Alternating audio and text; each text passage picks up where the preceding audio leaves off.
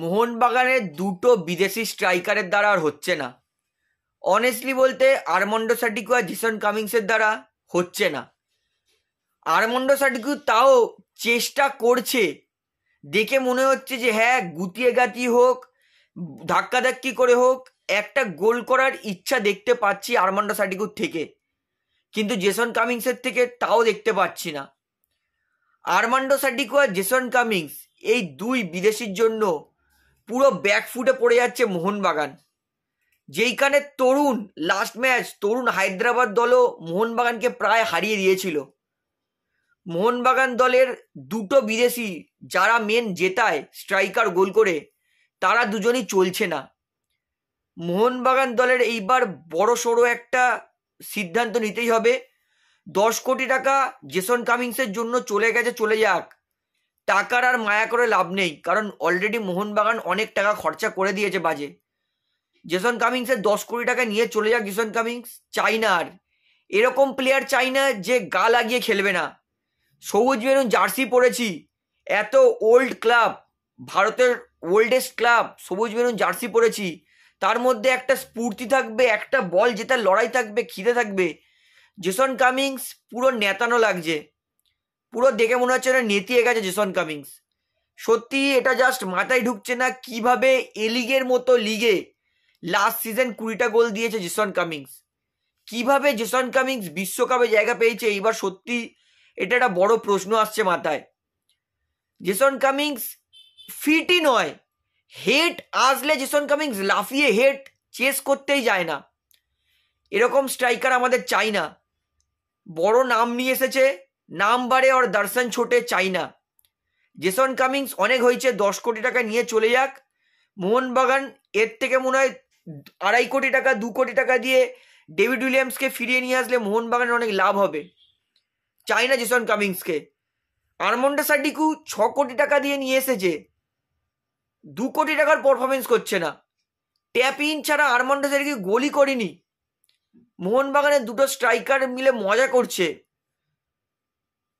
একটা Clayton Silva দেখিয়ে দিয়েছে বক্সের বাইরে থেকে শট করে যে ভাই দূর দিয়ে শট করে গোল করার ক্ষমতা আছে। আর্মান্ডো সাডিকু জেসন কামিংস যখনই শট করছে 4-5 ড্রপ পড়ে পড়ে বল মাঠের বাইরে যাচ্ছে, তাও গোল পোস্ট থেকে এত দূরে। আর কি চলছে মোহনবাগান ইমিডিয়েটলি কি করা উচিত আমি বলে দিচ্ছি।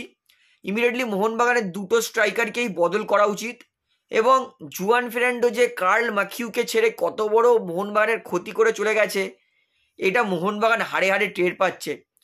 যখন কার্ল ম্যাকিউ ছেড়ে দিয়েছিল না, কার্ল ম্যাকিউকে মোহনবাগান রিলিজ করে দিয়েছিল, তখন আমি আপনাদেরকে বলেছিলাম যে যেই চলে যাক মোহনবাগান থেকে, আইদার রয় কৃষ্ণা হোক, তিরি হোক, স্লাভকো ড্যামিয়ানোভিচ হোক, যেই যাক আমার অতটা ফারাক পড়ে না, কিন্তু কার্ল ম্যাকিউ চলে গেছে আমার অনেক ফারাক পড়েছে।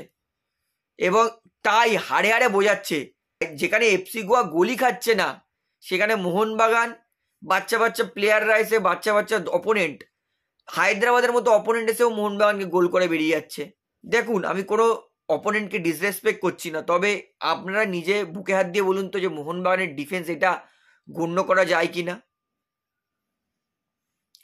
তো আমি মনে করি মোহনবাগান দুটো স্ট্রাইকারের বদলে একটা স্ট্রাইকার নিয়ে আসুক, এবং একটা স্ট্রাইকারের বদলে মোহনবাগান একটা ডিফেন্সিভ মিডফিল্ড নিয়ে আসুক, অথবা জনি কাউকে ফিরিয়ে নিয়ে আসুক।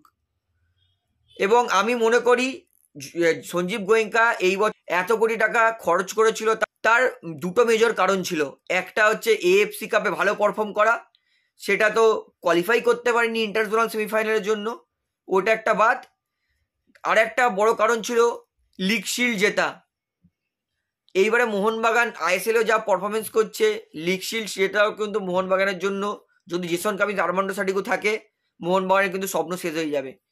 তাই মোহনবাগানের করণীয় 2 স্ট্রাইকারের বদলে একটা স্ট্রাইকার নিয়ে আসুক নতুন, আর একটা নতুন ডিফেন্সিভ মিডফিল্ডের প্লেয়ার নিয়ে আসুক, অথবা জনি কাউকে ফিরত নিয়ে আসুক। তাছাড়া মোহনবাগানের কিন্তু হবে না। আজকে হাভাসকেও দেখে কিন্তু পরিষ্কার বোঝা যাচ্ছিল যে হাভাস ডাগআউটে বসে রেগে গেছে প্রচণ্ড।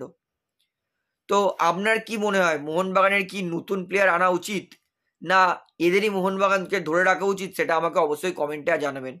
তাহলে বন্ধুরা আজকের এই ভিডিওটিতে আমার আপনাদেরকে এতটাই বলার ছিল। তো আশা করি ভিডিওটি আপনার ভালো লাগলো।